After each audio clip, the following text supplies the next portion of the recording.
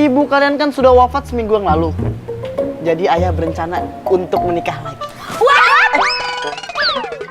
What? Telat. OMG, nikah lagi?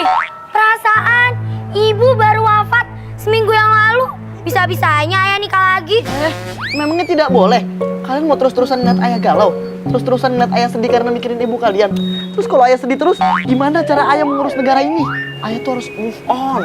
Emang udah ada jodohnya ayah? Ayah kamu kan raja, ganteng lagi, mantan boy band pula. Siapa sih yang nggak mau? Saya doang paling nggak mau. Ayah ingin mencari jodoh dengan membuat sayembara gitu? Kalau ayah bikin sayembara, nanti banyak banget dong wanita yang mau daftar. Ini calon jodoh ayah, kalian juga tahu sendiri kan? Kalian pasti kenal. Siapa? Dia